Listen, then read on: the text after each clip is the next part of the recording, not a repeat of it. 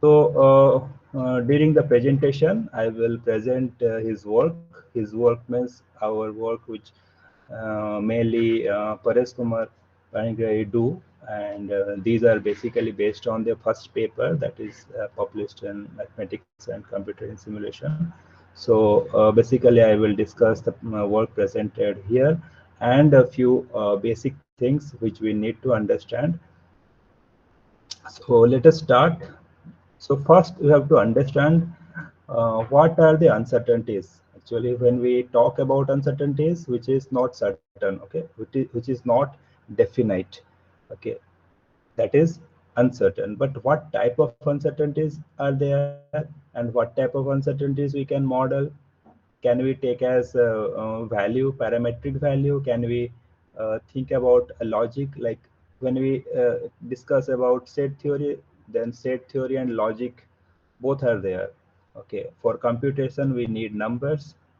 Whether we can write the numbers as the representation of uncertainties and all other things.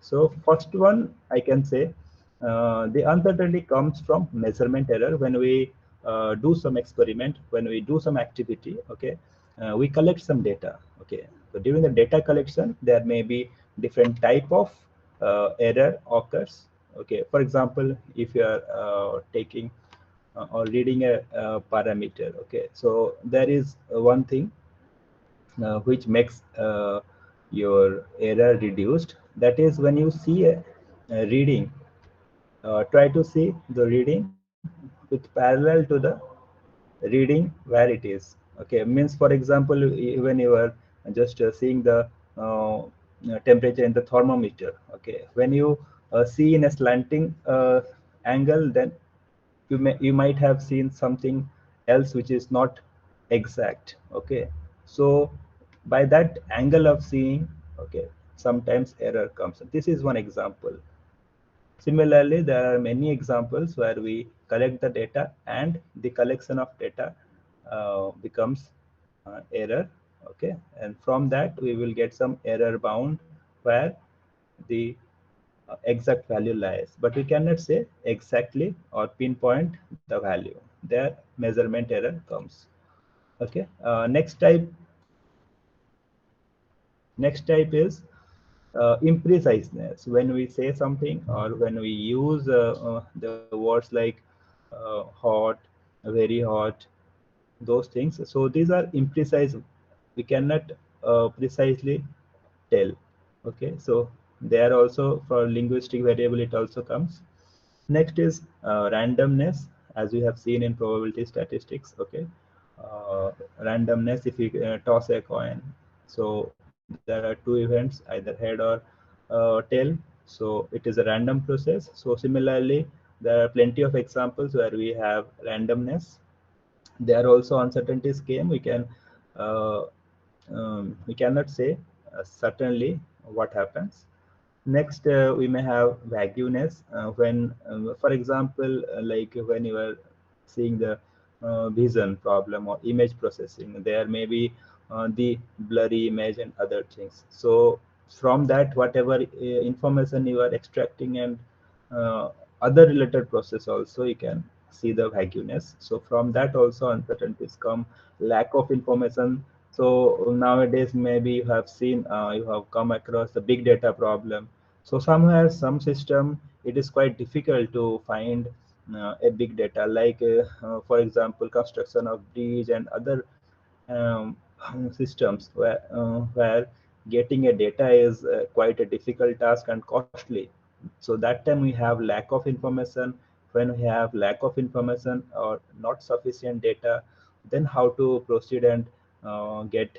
So from that also we can have some type of uncertainties, and we look for the best solution or better solution. Okay, next is that outliers. What is outlier means? We have a data set. When we have a data set, then outlier is a data set, is like we can say odd man out kind of thing. Means we can say, for example, a class of 100 students and they got the secured marks. Okay, now all the marks are there from maybe 50 to 80%, only one student got 95 marks.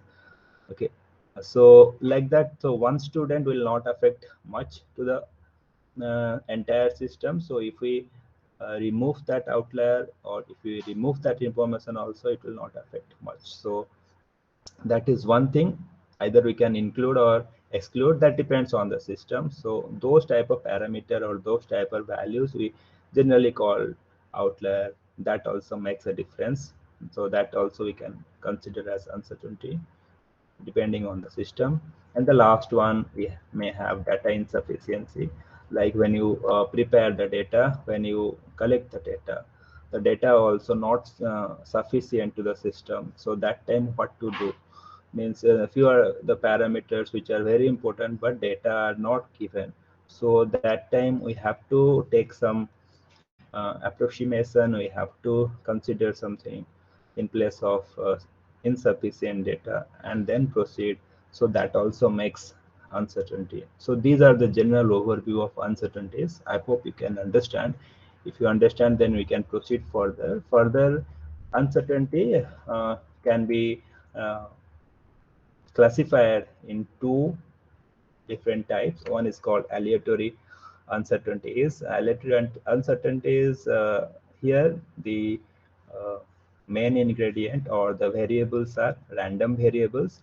Due to the randomness in the system, okay, whatever uncertainty we get or whatever system generated uncertainties comes, it is called aleatory uncertainties, and these are managed by or solved by the probabilistic or stochastic processes. Okay. Similarly, the epistemic uncertainty, we have another type of uncertainty where impreciseness, vagueness, lack of information. So those type of parameters comes.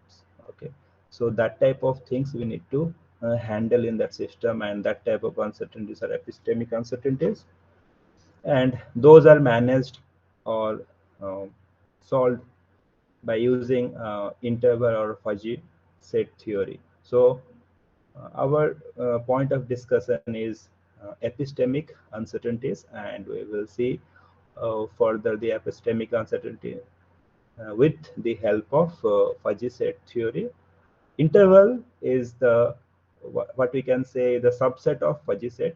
Means if you collect different type of intervals, means what type of interval we will discuss further. Then all the type of intervals, if we combine, then it will come fuzzy set. We will discuss that further. Now we will see the fuzzy set theory, some basic definitions and basic concept first we need to understand. Then we will see how we can use this in our system and get the optimal solution. So first of all, we have to understand what is fuzzy set. We know crisp set. Crisp set means what is the classical set theory, that is our crisp set. So in crisp set, what we call, it is a collection of well-defined unique objects, items, or elements. So there is a word called well-defined. So for example, if it is not well-defined, then what we call that set? Can we measure that set? Can we quantify that set? From that concept, from that question, okay, the fuzzy set theory concept came into the picture.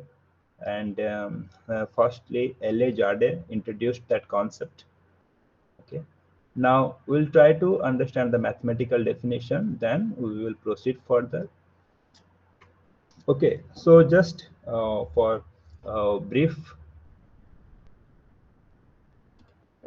knowledge, I will tell what actually undefined and not defined. You see, if I write undefined,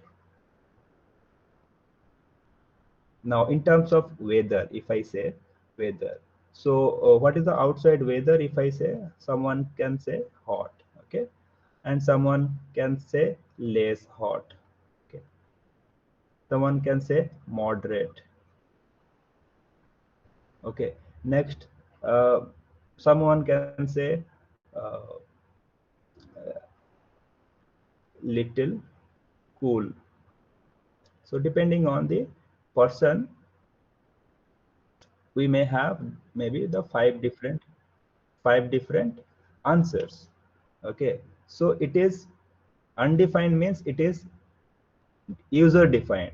User defined means depending on the user, their answer varies.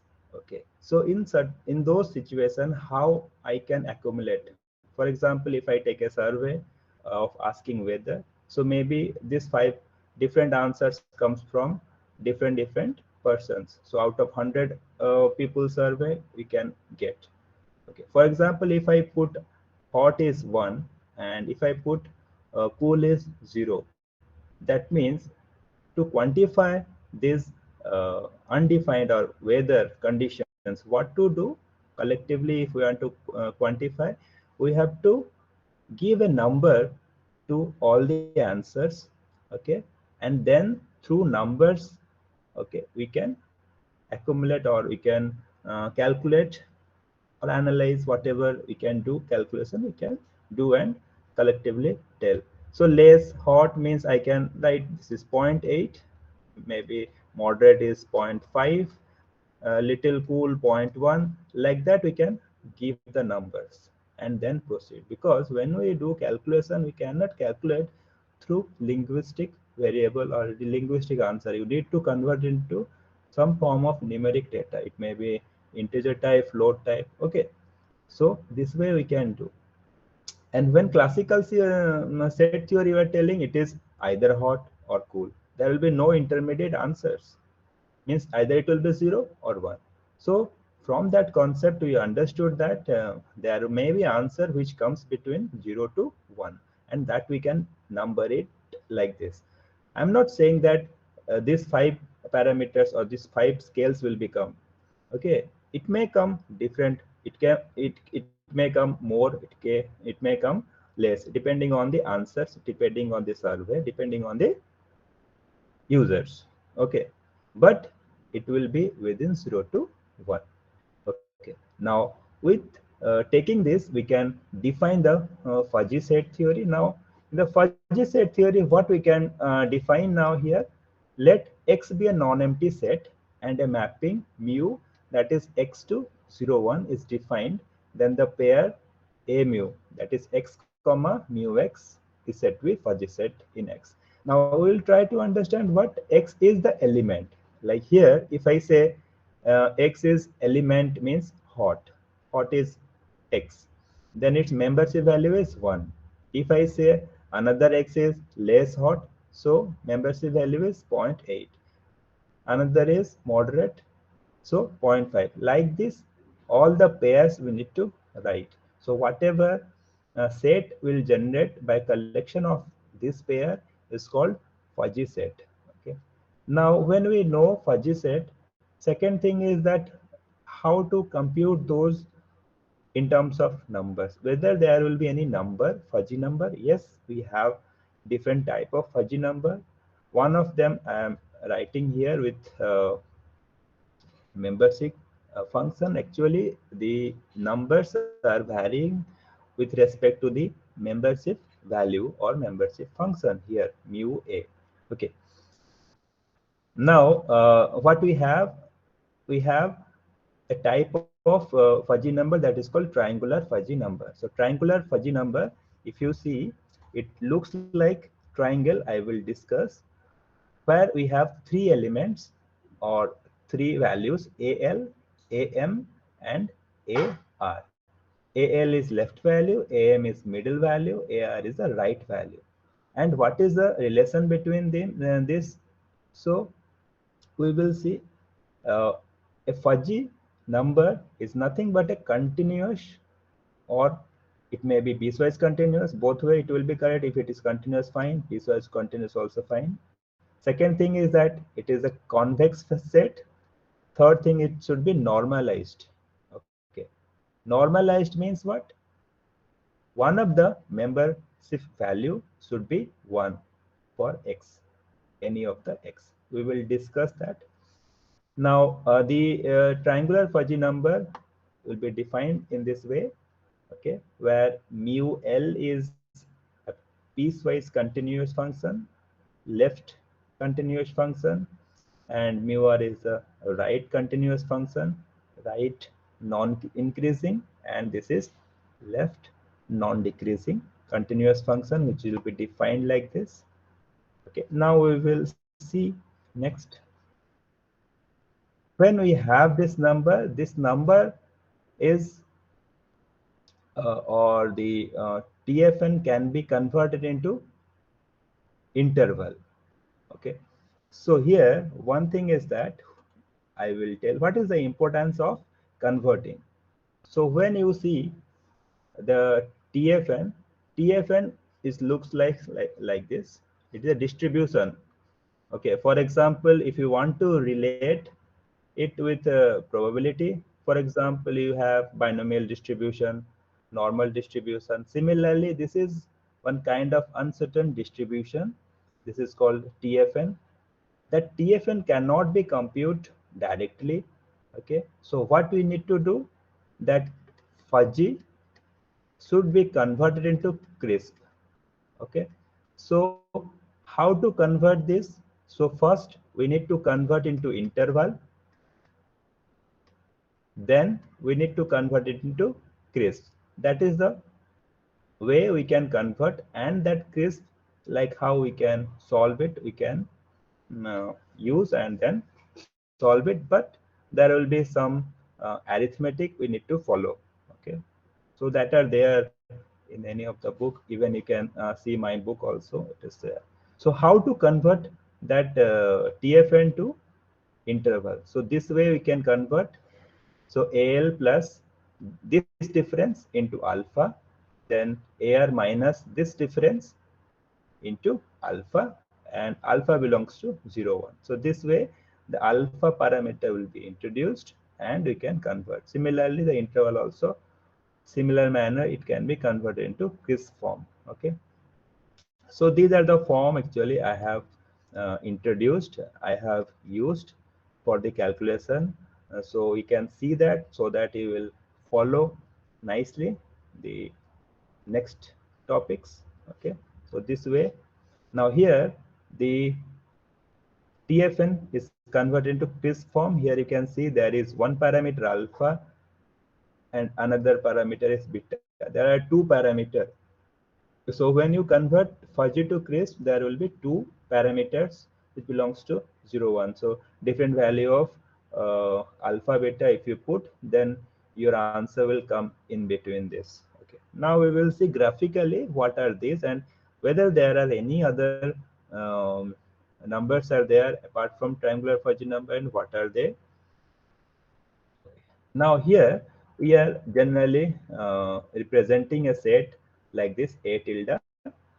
As we know that A, capital A, we denote in the classical set theory, A tilde. Here tilde is the notation for fuzzy. So that can be converted into a fuzzy number only when it will have three different properties. That it will be a convex set.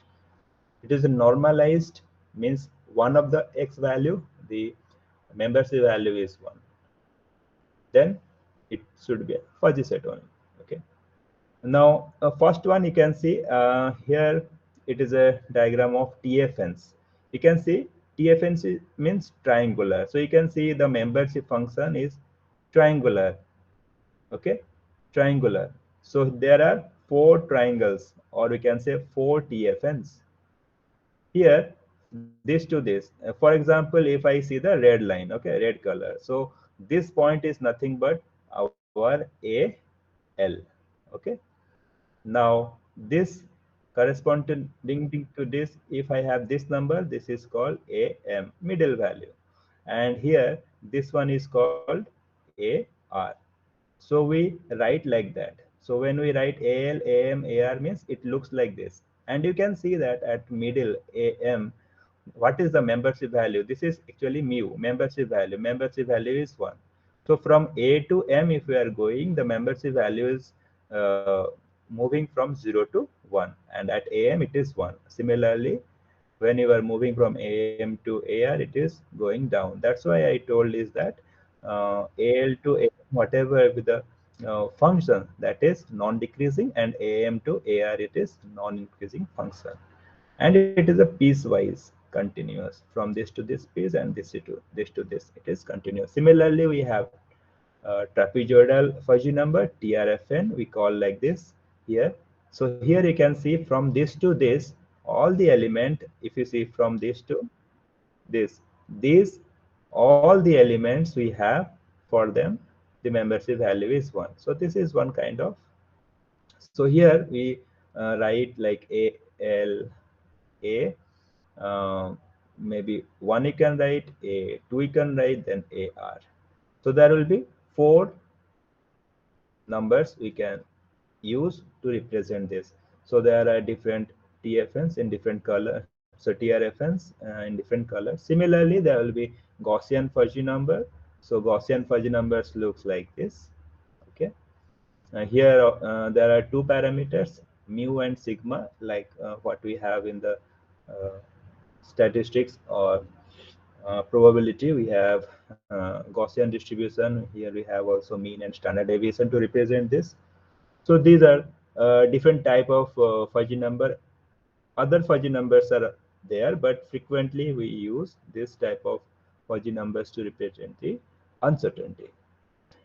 Next, we will see what is the architecture of the procedure, or what we are going to discuss. Okay, like optimization, how we can implement fuzzy, the entire process right from the system to get the optimal solution we will discuss here. So first, when we see a problem in real life, so whatever we can see, whatever we can touch, feel, means it is a physical world. So the problem will also called physical problem. So whatever physical problem we have, right from that we have to see. The next thing is that when we put mathematical modeling to the physical problem, what we do, we can generally get differential equations. Okay, now the second type of modeling, if you do from differential equation, what we get algebraic equations.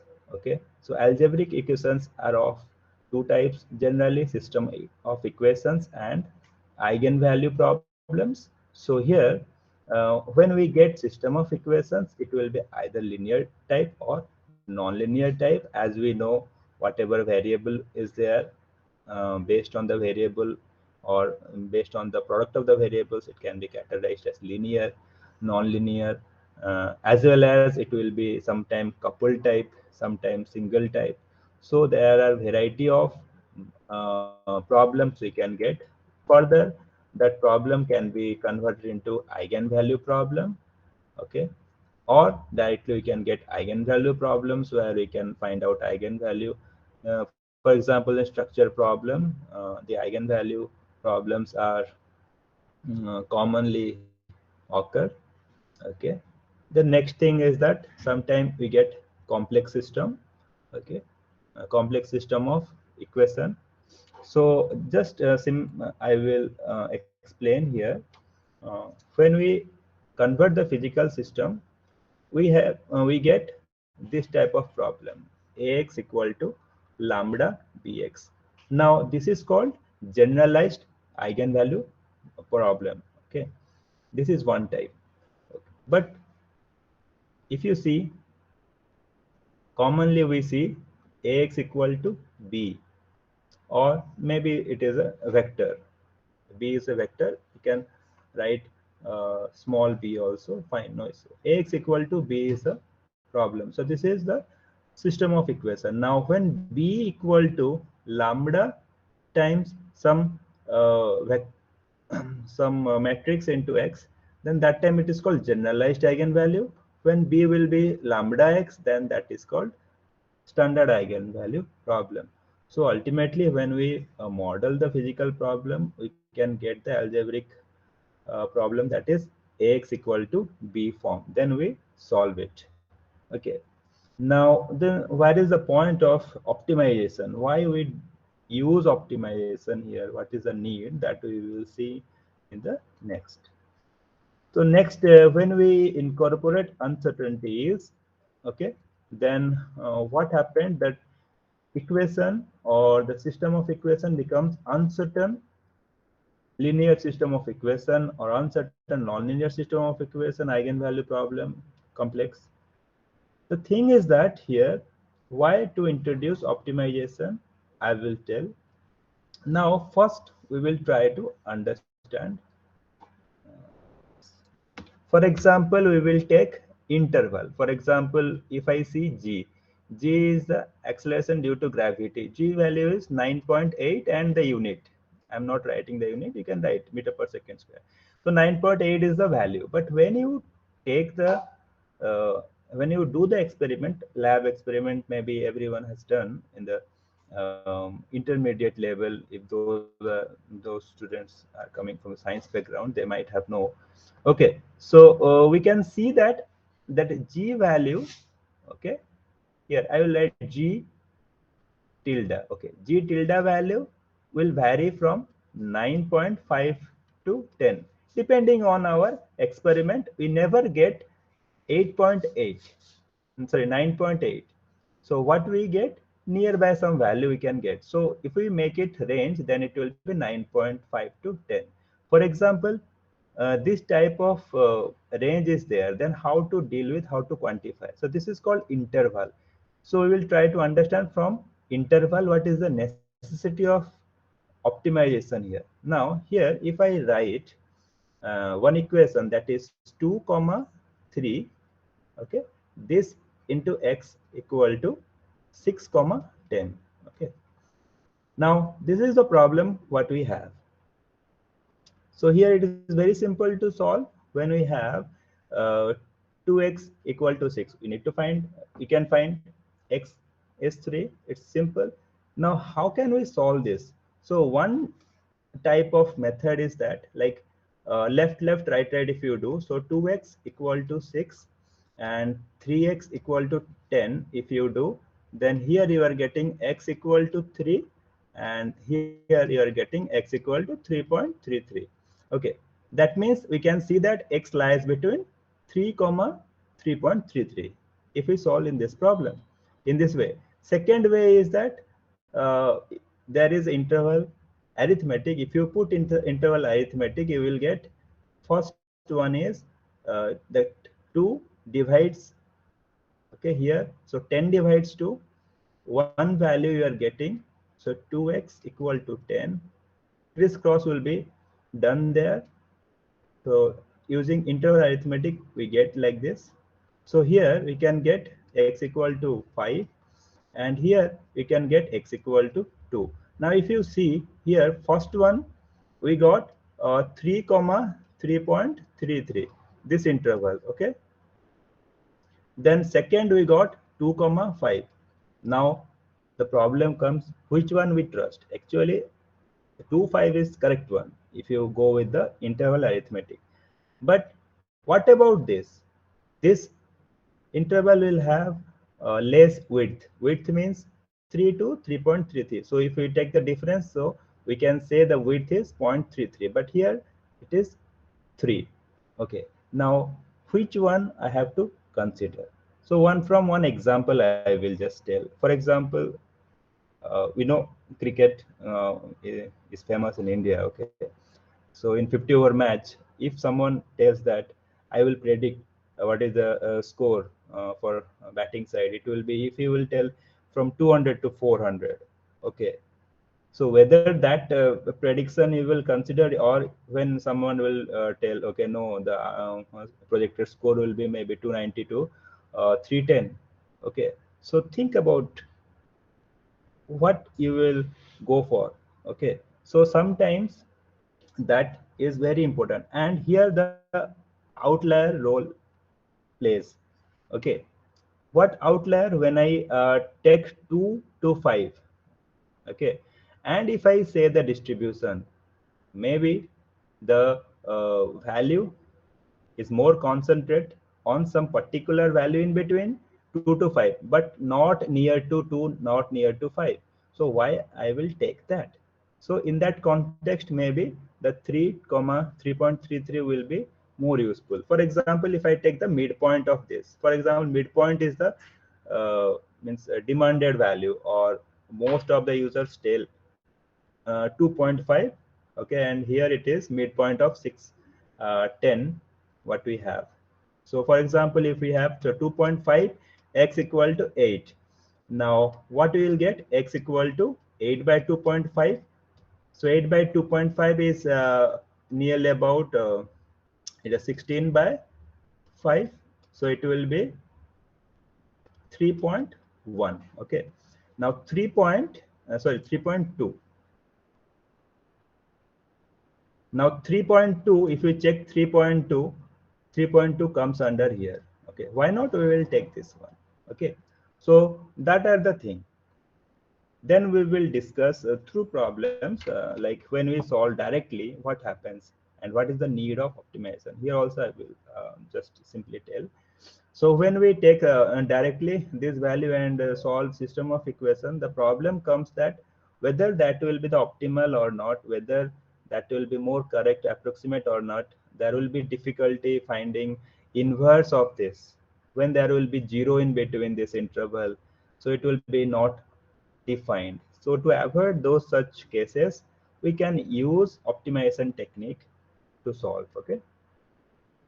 So we will use our proposed optimization algorithm, that is we have done that IODS algorithm, inner outer direct search algorithm, and using that we will solve and find out the optimal solution, and optimal solution will give you the system for solution of the system.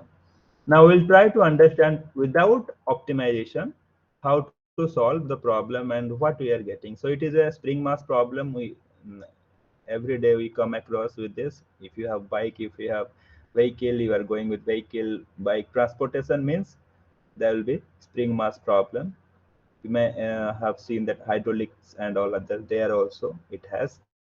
So if you see the spring mass problem, then in the spring mass problem there will be three different parameters which are very useful. One is called here mass matrix or mass of the object, then K spring constant, and C is a damping. Okay, these three, including these three, there will be one thing is external force.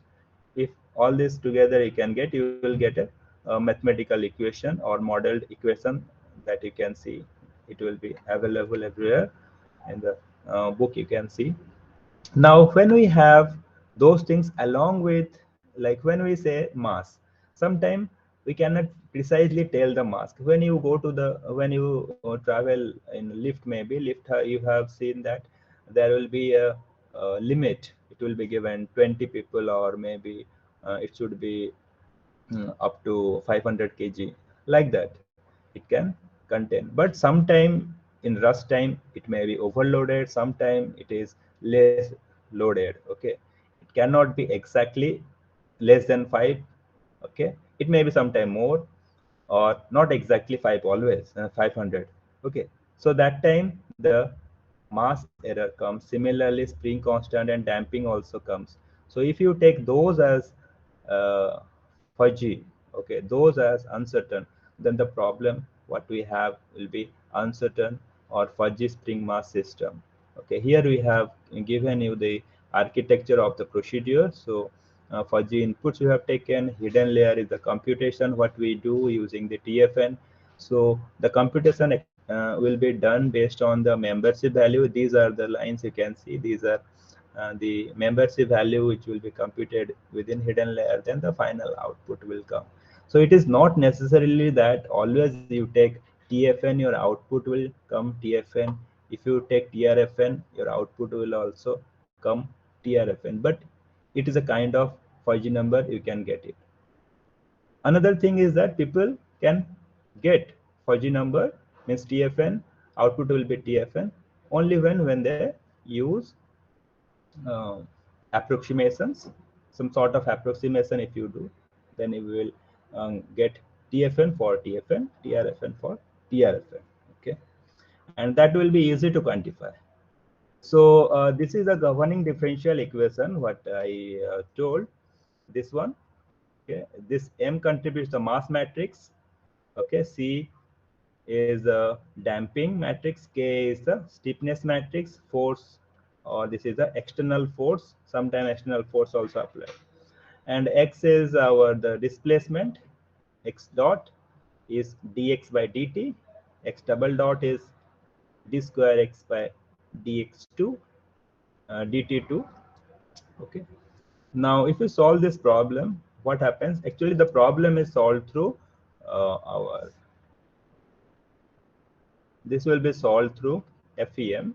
FEM means uh, finite element method. What I have discussed in the second slide, that method we can use. If you use that method, the method procedure is like, if this is a structure, we have to discretize the structure, and for each element we have to find if this is one element, this another. So for each element we have to find out a matrix representation of that field variables, and then we have to assemble it and get the global matrix. So when you take the mass matrix and take the assemble of mass matrix, you'll get this M. Similarly, C, K you can find out, and once you will put all those things, then equation 4 you can get it. Okay, it will be an eigenvalue problem. Now our job is to solve the eigenvalue problem. Here what we have done, you have converted this eigenvalue problem into generalized eigenvalue problem, because if you see, it is not in the form of ax equal to b, it is in the form of ax equal to lambda bx. So that way we can solve and we can get it. Okay, so here you can see the m is represented in the term of interval, and there will be alpha. Yes or no? So whatever fuzzy matrix we have, that we have converted into interval matrix, which will have alpha. Similarly, that also you have to convert into Crisp matrix, then alpha beta will come. Now we have to convert into that form, then only we can solve it. Okay. So these are the assemble matrix. Okay, this is the compact form. The A, this is the compact form of the equation, that A, B. Okay, then the generalized eigenvalue problem, ax equal to lambda bx. So from that point onwards, if you have this matrix in Crisp form in terms of alpha and beta, you can use any technique to solve generalized eigenvalue problem and solve it. But here we have taken linearization process, and we have done. So these are the representations. So these are elementary things you can go through, you'll understand. Now we have discussed one example problem. Here we have given one n system. Here we take a spring mass system with nth degree of freedom. Then what should be the representation? This one. Now if we take a 3-degree freedom problem, then what will happen? So here we have taken different values of m, k. Here k we have taken fuzzy, c we have taken fuzzy. Okay, then what happens? First, we have done with TFN. Using triangular fuzzy number, if I solve, then with the same value, what it will happen? So here, all the fuzzy values we have taken in terms of interval, that's why alpha alpha. Further, I have used it with beta also to get this value. Now, after then linearization process is done and solved. When we solve, you can see this type of TFN. It is not necessarily that you will get a nice triangle. It may be like this. Means you may get one value here. Okay, then like this, your function decreases. Okay, all the x value here minus 40, sorry, 43.82. This what we have, the membership value decreases for lambda 1, lambda 2. So these are the frequencies, but we can get 6 frequencies. So basically in structure problem, the fundamental frequency is important that we consider out of all the frequencies. Similarly, if I take TRFN with the same data with little modification, because we need TRFN. So what will happen?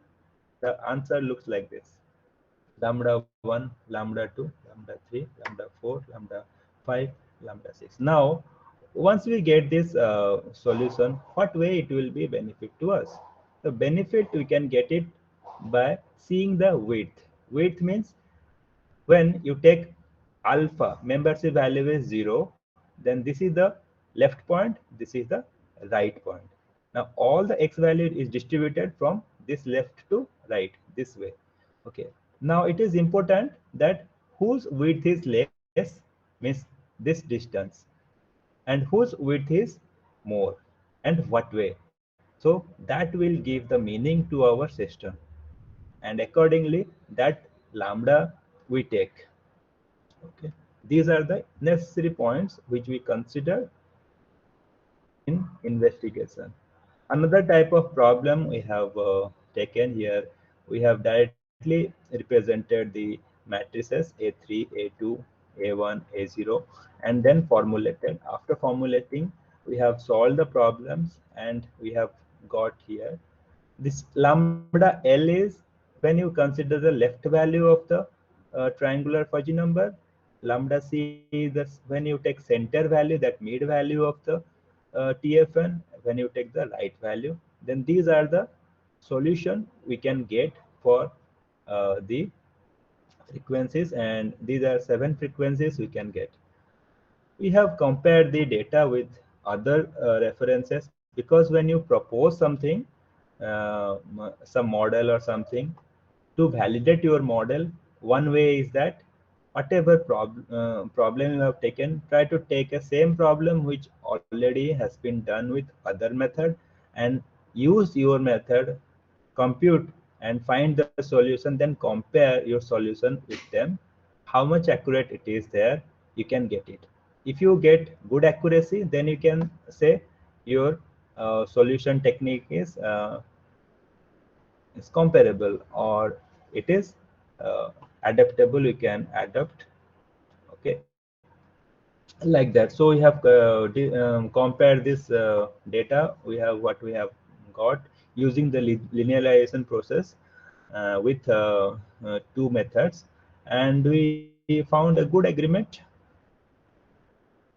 Next thing is that we will go into the optimization. Now, the first thing what we saw is that simple system of equation what we have and how you will solve it. And the problem comes that which type of system of equation you need to follow, whether you are getting the solution and that is more precise, less precise. And the problem is that when it has matrices, it may have zero within zero value, which may nullify their A inverse. You cannot find if A is a fuzzy matrix, because it will be a singular matrix. Okay, so what to do in that context? What way you can modify so that you will get the solution, but you will not go through those challenges? So one of the technique is to use optimization techniques and get it. So here I will uh,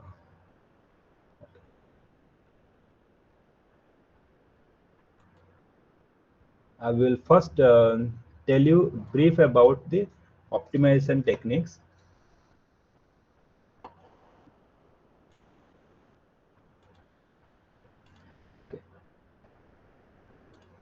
Now, if I see optimization technique, how it can be classified.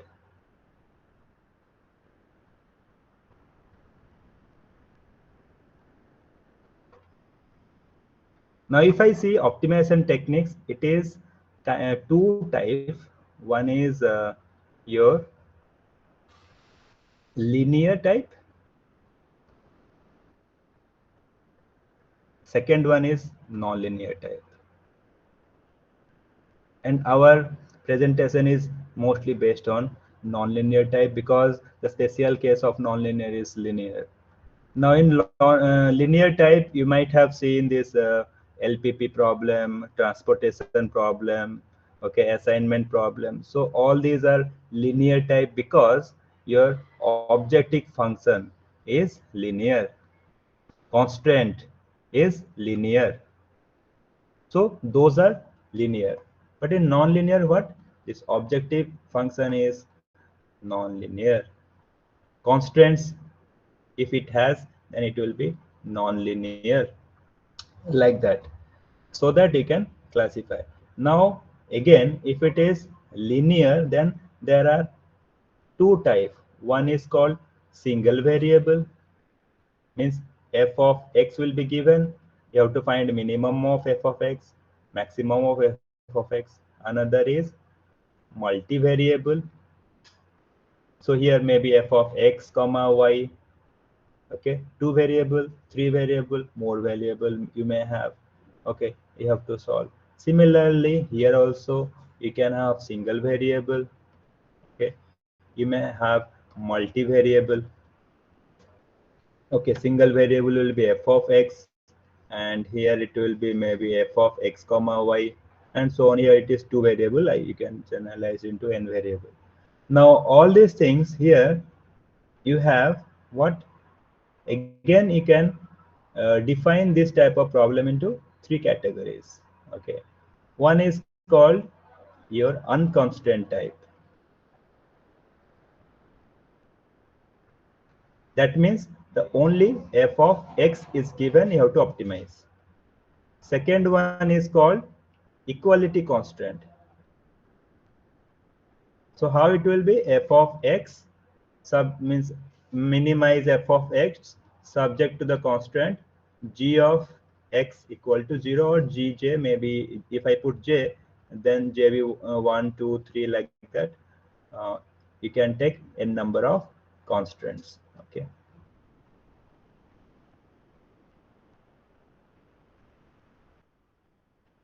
then next is your inequality type. Okay, next is called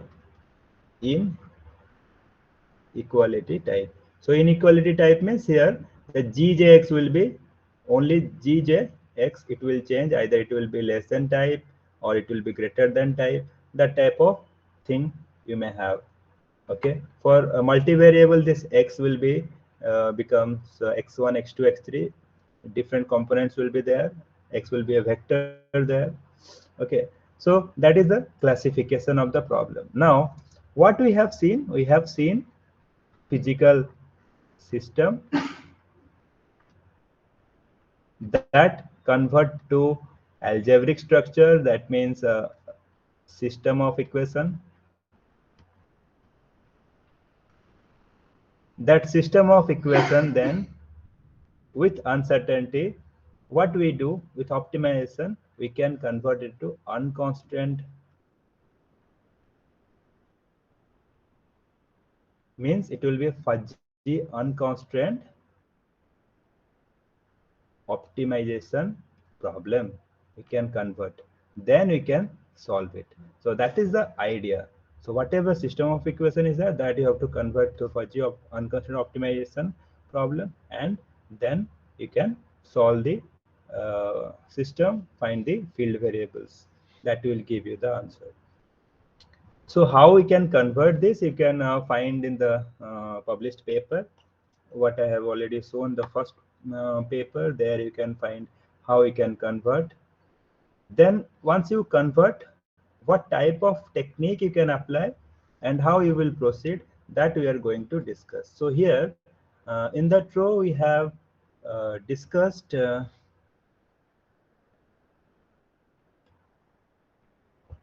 we have here that row we have discussed the first technique that we have proposed, and that is called inner outer direct search method. So again, the search, based on the search process, we may have classification of optimization problems, optimization techniques. One is called direct search, another is called gradient search.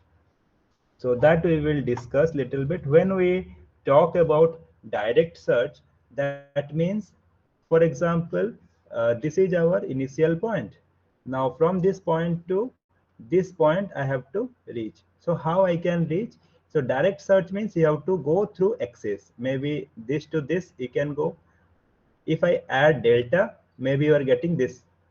when you are adding delta on x direction, if it is x direction, it is y direction, this point, if you subtract delta from this, then you are getting this point. That means if you have x star value and y star value, so x star plus delta you can get, and y star 1 point, maybe this one. And if you take x star minus delta comma y star, so you can get this point. So similarly, again you can explore in y direction.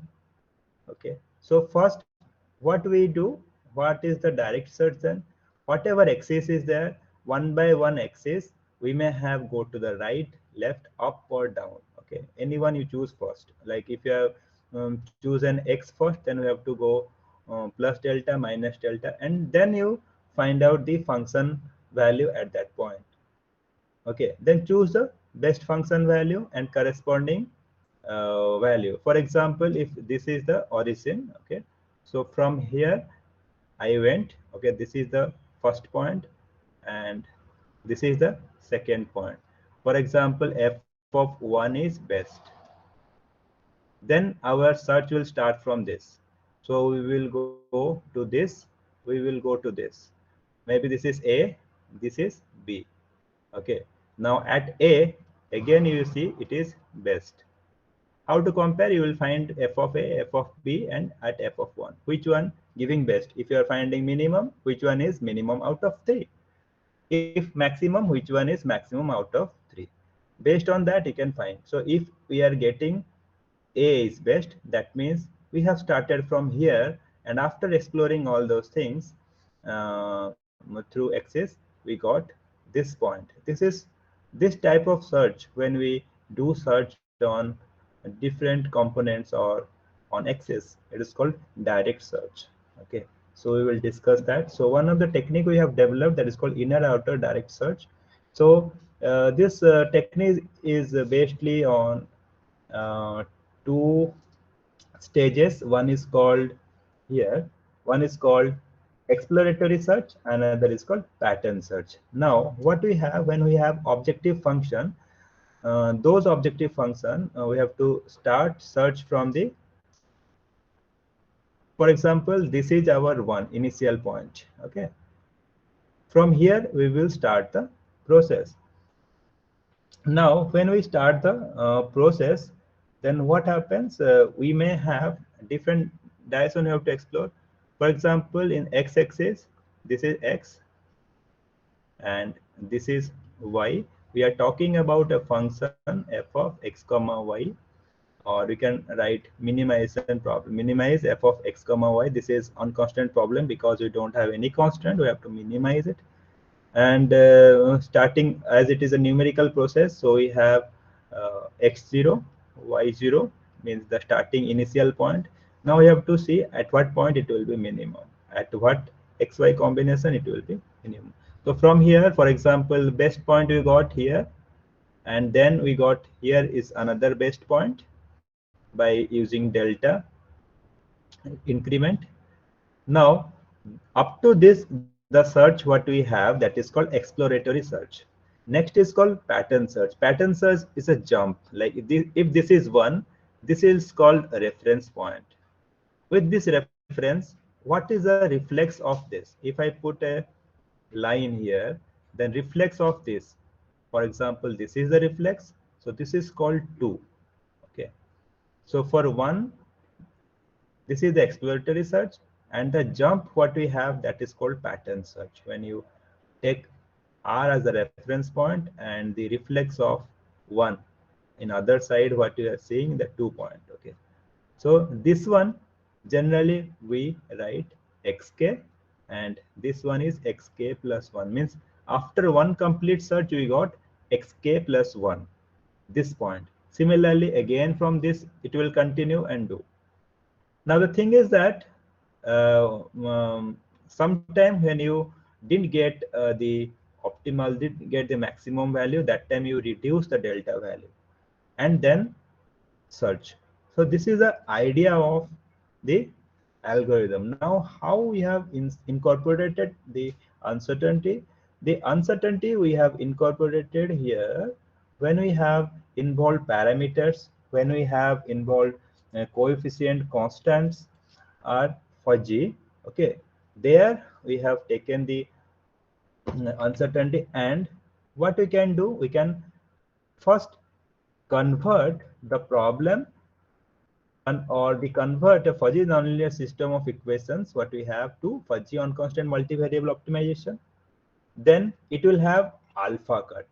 Okay, as I have told earlier, fuzzy numbers can be converted into interval form, and interval will possess alpha, and that also you can convert into crisp form. If you crisp form, if you convert, then it will be beta.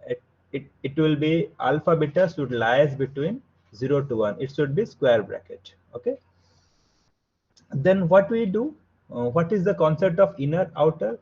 Then we take different combinations of 0 1. So 0 0 1 0 0 1.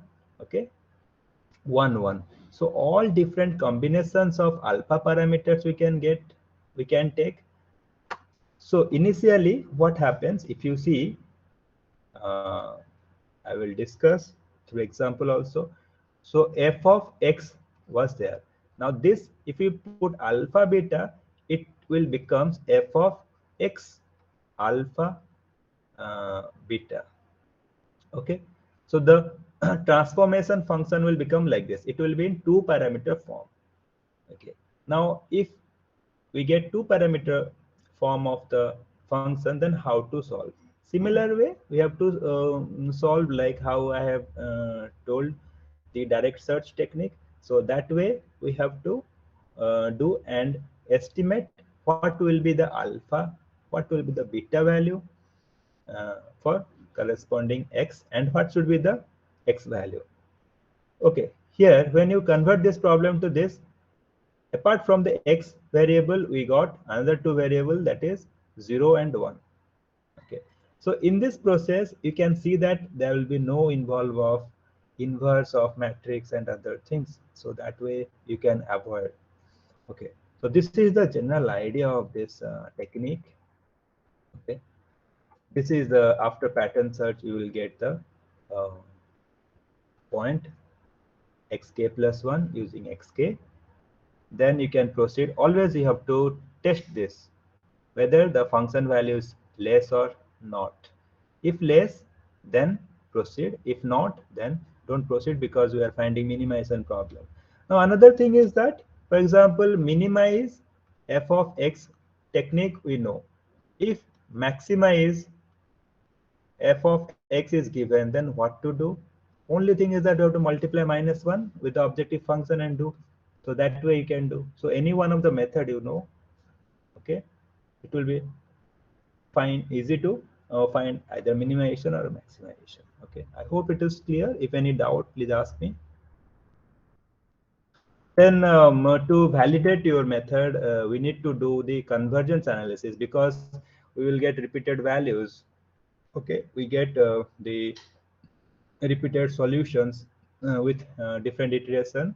You will get the solution. Those solutions should converge, then only your method works, otherwise it may not. So the convergence test is mandatory when you propose a method. Okay, now how to do the convergence analysis we will do, because here all the value, okay, like whatever parameter you are taking, it will be in am a r. For example, I will write like this. So it will have tfn. That means the solution also will come tfn. Okay. Now, if your input is tfn, the solution is tfn. How do then find the convergence, or what is the convergence analysis? How to get the convergent point? When we have single point, for example, a, b, c, we can find like when we have x only, so we can see that after successive iteration it will go to x star. But here it is not like that. Here it is xl, xm, xr. So this will go to xl star, xm star, xr star. Okay, now how to get that? So we will get, anyhow we will use this technique and we can get the TFN, but whether those TFN converges or not, how to decide? So that can be decided by analyzing the width. So it will converge only when the width converges and center converges or mid value converges. Width, we know when alpha equal to 0, width will be it will be xr minus xl. Okay, alpha equal to 1, then it will be xm. Okay, so we have to show the convergence of width, show the convergence of mid value. If we have done that, then it will converge. Okay, maybe first one you will get this triangle, then maybe this triangle, this triangle. So it will converge, yes or no? Like what point search you are doing, maybe this way a point search comes and will reach here. Okay, similarly TFN, if you plot, it will be series of TFN you are getting. How do we converge? By analyzing uh, the width. You see, first width is this, second width is this, third width is this. Now width is getting reduced and at some point it will become same. Similarly this value also, it will converge. So if we can show that, then only it will be done. So the detailed proof is there for exploratory search, pattern search. Those proofs are there with respect to your fuzzy. Then you can do it. So all these hypotheses and theorems are there to prove that. Now, while you will take width and your center, you need to prove one theorem that we have proposed. The theorem says that suppose xn and yn. Okay, so suppose we have here xn, sorry,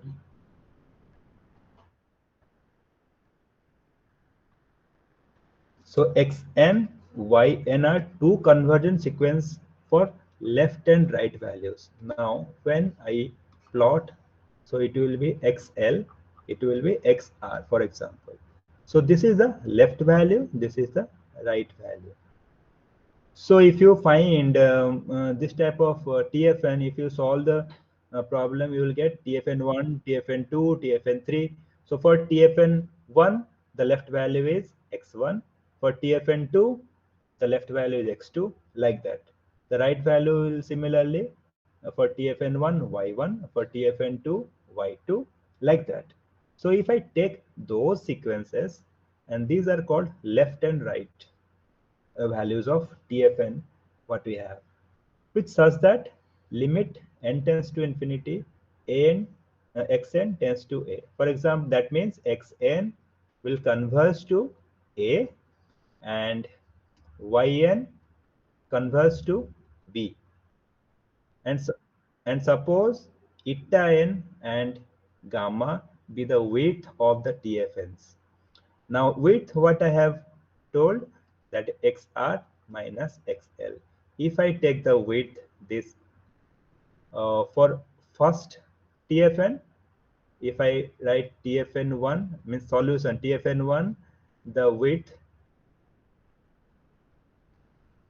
is eta1. Similarly for TFN2, eta2, eta3.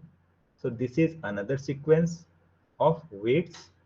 And J, we have J is the width of AB. Okay, means B minus A is nothing but it is J. Okay, then what it says, we have to understand, which is defined as this. Then we have to show that this eta n converges to J. If we show that, then we can easily show that whatever TFNs we have got, that will converge to a particular TFN and that TFN is the approximate solution of our method, or that we can treat as solution. Okay, so here we have given the proof. Its proof is very simple. Okay, by using a triangles inequality and Cauchy theorem, you can prove it. You can get. So this is or this shows our validation of method or technique analytically. We have proved it. Okay, and now we will see that how if we apply this IODS method, then how it will solve the problems and it will show. So here you can see it is a non-linear type of system of equation we have taken, because here x2 square is there, here x1 square. That's why this becomes non-linear, and sometimes it is called coupled when x1 x2 is nothing but the derivatives. Then you can say coupled differential equation. You can think of, can solve in that way. So here what we have taken, these are the coefficient. Okay, a11, a12, a21, a22. Tilde sign shows that these are fuzzy, because the parametric value uncertainties are there, the coefficient may be fuzzy. And here x1 chi1, chi2 are there, so these are also fuzzy. So sometimes it is called right side vector, force vector. Sometimes this coefficient collectively it is called coefficient matrix. Okay, so these are different names, but these are the combination of fuzziness we can find in the nonlinear system of equation. So in this we have just given the fuzzy values of a11, a12, and all the coefficients, right side vector. So what we do, we will analyze the problem in three different cases. So first case is the left side, means coefficients are fuzzy, only coefficients are fuzzy. Then what is the behavior of x1, x2? Okay, when next time, means the next case is case 2, that is when the right side vector or force vector, these are fuzzy, then what is the behavior of x1 and x2? So these are coming under only fuzzy nonlinear system of equation. The last one is when both the coefficients and right side vector are fuzzy, that is called fully fuzzy nonlinear system of equation. So we will see or we will discuss three cases. So we'll apply that algorithm and solve. So first cases, these are the values we have taken. See, you can see only coefficients we have taken in terms of interval it is given, that will convert it into the this form and solved. First the system will be converted into unconstant optimization problem. So these are the cases. Okay, now when we solve, you can see, as I have told you that inner outer there will be different combinations of alpha and beta we have to take. That's why here 0 0, first one will be alpha, second one will be beta. So 0 0, 0 1, 1 0, 1 1. So there are 4 different solutions you have to get, as well as when you take left value, that also center value, right value. So 7 different, okay, solutions you have to take. After taking that, you have to arrange it and find out the maximum and minimum to get the width.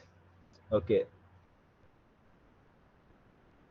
so iteration 1, if we do, so width will be 0, because starting point 2, you can see gradually XL value is coming, x1, x1, cx1r, and other values. We have taken the width, and you can see the width wise it is converging.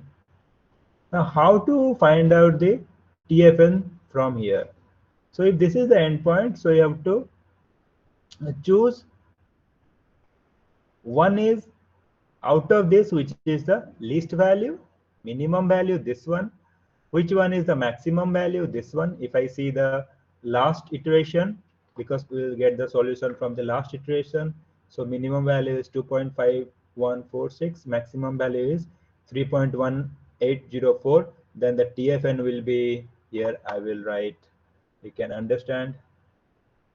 the TFN will be 2.5146 comma XC you have to take. Okay, so you have to take this minimum, maximum, and XC. XC value is 3, so 3 is coming, and last value is coming 3.1807. so this is the final TFN solution when you take case 1, when you take coefficient matrices or coefficient matrix as G. Okay, similar way you can find out. So here to arrange the 7 different solutions, that is very important. That is called using regularity principle. You can arrange it and you can find out. Next is for x2, same way you can find out, and from the end you can find out, and you can see the width also converges. So numerically also we have validated our proposed method, what we have done. Okay, now if you want to see graphically, you see this is x1 and this is, sorry, this is red color, red line is x1 and this is x2. Now widthwise also you can see the convergence.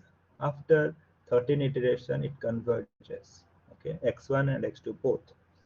Similar way, case 2, when we take right side vector as for G, then we can see the widthwise convergence. We can find the final solution from the 13th iteration.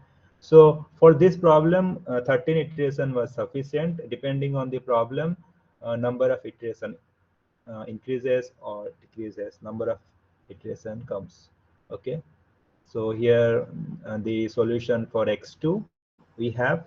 Again also you can see width converges, minimum, maximum, and center value you can take, and you can find out TFN. And if you see the solution, you can see this. Now you can see the x1 what we are getting and x2 what we are getting. X1 is very tight TFN, as well as x2 if you compare with case 1. That means in case 2, when we take right side vector as for G, we have less uncertainty in the solution, whereas in case 1 it is more. Okay, when you take coefficients as for G. Okay, so these are the widthwise convergence. Sorry. Similarly, for case 3, we have the solution, problem 1, x2 value, and this is the data. The same thing we have generalized to 3 equations. We have 3 equation problem to show that for higher dimension also it will work. Similar way we have solved, and we can get the width convergence, and we can find out the solution. Here we have the TFN graphs of x1 and x2, x3, then widths of x1, x2, x3, and it shows graphically the convergence. Okay, there are plenty of way you can develop, like iteration wise also you can find out the x1 what is, and definitely if you see you can able to understand TFN also converges by not seeing this width. I have not given because 13 TFN it will be closely written. It looks difficult, or it looks messy. That's why I have not presented here. But from this, I hope you can get it. You can understand. Again, case wise, I have solved, and then I have presented the value here. So 3 different cases we have solved, and the values are there. Third problem we have taken, and the last one is the comparison. That also we can do, because for validation purpose already we have done with analytical way, numerical way, graphical way we have presented. The last one which left is by comparing our result to the result of or with the result of others. So here also we have different methods, vertex method and this method, and these are different to papers. This is other author's paper. Okay, and we have done with Fuzzy IODS. Then that fuzzy IODS, because all this paper what we have, these are in terms of interval, and what we have done, whatever fuzzy solution we have got for alpha equal to 0, we got the interval solution that we have compared and understood that it is agreeing. Okay. Now here, what is the point of interval? Means the relation between interval and uh, TFN. You see here, if this is a TFN and this is the value, okay, AL, AR. Now when alpha equal to 0, because here 0 and this is 1 membership value. So when alpha equal to 0, what we are getting? Nothing but this interval AL, AR. Similarly, if you take alpha equal to 0.5, okay, this is 0.5, then you are getting this. This means these are the value. Maybe this is, I can write PQ. So when alpha equal to 0.5, we are getting P comma Q. Okay. So as I have told you that interval is a subset of fuzzy, because see, for different alpha, if I take different intervals, we can get. Okay, if you take all the union of all the alpha, okay, whatever set you are getting, that is nothing but the fuzzy set. Okay, so for comparison purpose, to understand the interval solution, what we have done, we have taken alpha equal to 0, and for alpha equal to 0, and this is the solution, and we see that it is also uh, agreeing with good agreement. Okay, so this way you can just interpret your uncertainty, and you can visualize your uncertainty in terms of interval, in terms of fuzzy. Then you can apply in your any system, and that can be converted into unconstant optimization problem. Or further, people are also doing with constant optimization, but it is very new, where people are taking this uncertainties like fuzzy, and then they are converting the algebraic structure, algebraic system to optimization problem and then solving. Okay, so there are very less work has been done in uh, means nonlinear optimization problem with constraints. So that if anyone wants, then they can do. Okay, these are the solution. Nice TFN we are getting. Okay, here. Okay. So these are the references. Apart from the first paper, I have told the core paper. From that, the IODS algorithm I have taken and presented here. These are other papers which are referred, highlighted, okay, or compared with. You can see and you can understand. If you want to explore more about the optimization and the different directions of optimization, as well as some AI techniques, okay, then you can refer the first book, that is Fundamentals of Optimization Techniques with Algorithms. And the second book, whatever we have done the computation, okay, the MATLAB programming, we have done finite element method that I have told you that. So what the numerical method do, that numerical method convert the differential equation to algebraic equation.